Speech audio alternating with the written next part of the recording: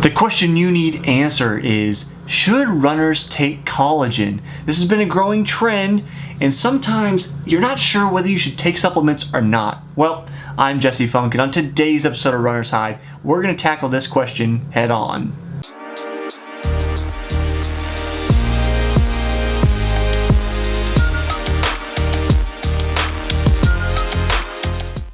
First, let's try to figure out what the heck is collagen. Why is this a thing? Well, collagen is inside your body. It supports your skin, the elasticity of your skin, it supports your joints, it's in your muscles, it's in blood. In our particular case, we're interested in whether we should take collagen because we want good joint health. We don't want to pull muscles, tear tendons, have joint issues because we need our joints to run, right? We use pretty much our entire body to move through space, and having any of them as a weak point can be a big issue. Now, you're here in this video probably because you've heard about collagen and you're thinking, well, maybe that could help me, maybe I need it, maybe it could make me a better runner. And you're not alone. If you take a look at this graph, we'll go over to Google Trends, and you can see the amount of people, the trend of people searching for collagen supplements in the last 5 years has definitely been picking up. It is a trend all over the place. It's all over Instagram. So, should you pick up something like this nice collagen supplement, which belongs to my lovely wife, and take it to make you a better runner?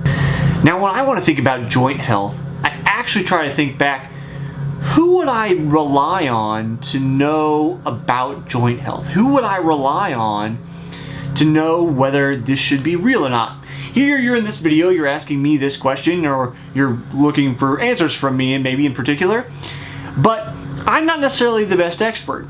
I do research for these videos, and it came across what should have been a simple thing for me to think about. My guest back on episode 30 of the Smart Athlete Podcast, another show I do here on this channel. If you'd like to check those out, hit that subscribe button, stick around. But my guest, Dr. Keith Baar, he is actually the most popular episode I've ever had of the Smart Athlete Podcast, back in episode 30. I will link to him at the end of this video so you can watch that if you want. He is the go-to guy if you want to talk about athletic health and joints. Joints, tendons, that's kind of his specialty, and knowing what happens with them. Now, doing this research, I saw a quote from him that really kind of hit it home why we should possibly take collagen, or basically why collagen is important for us. And that is because if we are inactive, collagen is reduced inside our bodies, meaning that our joints become weaker through inactivity. This has been a particular problem for many of us through COVID and stay at home. People have not been going to the gym, which is perfectly fine because gyms have not necessarily been the best place to be if you want to avoid getting COVID. And we've kind of given up on working out like normal, a lot of us. So there are people returning back to the sport, returning back to running, or maybe for some other reason. Maybe you're watching this in the future and we've dealt with COVID and it's not a big deal anymore. That's awesome. I'm glad to hear it. I'm glad you're still here. But in any case, if you've taken time off and you come back, your joints aren't going to be as strong as they were before because of the loss of collagen. And if you come back to activity quickly, this leads you to the potential for injury, meaning you can rupture a tendon or pull a muscle much more easily because of these weakened joints. Now, the upside is that, as Dr. Baar says, activity, in our case running, actually increases the production of collagen in our bodies, meaning our bodies go, hey, you're working that out, you're stressing that thing, let's fix it. Let's take care of it. That's basically what our bodies do. That's how we get stronger. We tear things down, it rebuilds them. But you can't come back too quickly. So the author of this article that quotes Dr. Baar actually comes to the conclusion, I'm not sure that it's Dr. Baar's conclusion, it's unclear by the article, that you should take collagen because of this. Well, taking collagen isn't the only way to get collagen produced inside your body. The thing to remember, and as I mentioned Dr. Baar's quote, or I paraphrased him to be more accurate, is that our bodies produce collagen. There's collagen synthesis, which is activated through activity activity.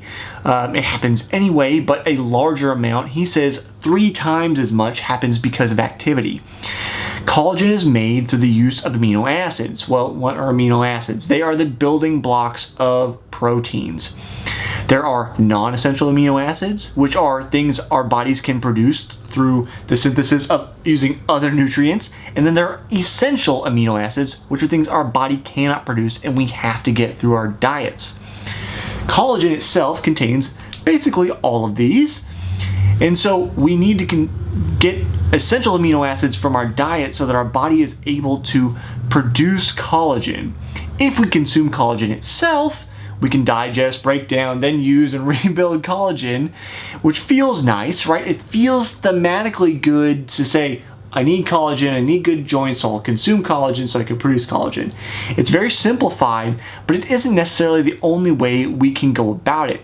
Another way is simply consuming whole proteins, protein sources that can produce or contain all the essential amino acids that we need. And the easiest way to do this is through meat. Meat contains all the essential amino acids that we need. But not to worry, if you are a vegetarian, there are other sources of all of the essential amino acids, like mushrooms and eggs. Those are 2 things you can go to, and I'm sure there are other things as well, but 2 major things you can go to that get all the essential amino acids that you need to produce many things in your body, including collagen. Another contention that I might have with saying you don't necessarily need to take supplements is that you can actually get collagen itself through eating food.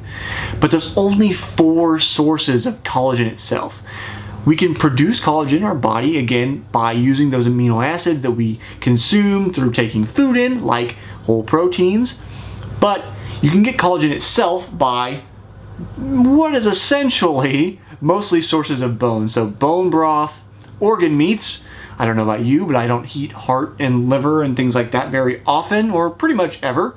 Although I did have liverwurst once, and it was pretty good, so maybe I should get back to that. Meat on the bone, which is like if you cook a whole chicken and then you eat it, the collagen from the bone will kind of basically seep into the meat, so you get that by a byproduct. And then eggs as well has collagen. So those 4 sources are really the only dietary sources of collagen, but there are a load of other foods that supposedly support the production of collagen, which I won't get into because we have such a long list of them, and there's not enough conclusive evidence to say that these absolutely support these things. We do know for sure that activity increases that production of collagen, as Dr. Barr mentioned, but that there are a lot of supporting factors that go into it. So you want to know, you stuck through this video, should you actually take collagen, again, like this nice supplement that my wife has?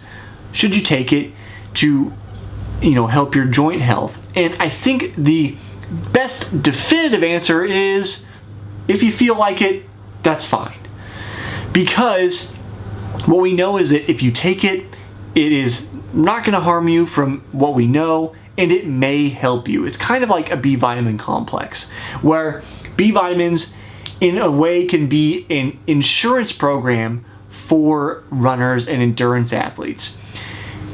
Both in the same way, if you're deficient in B vitamins, then your endurance suffers, but they don't necessarily help your endurance.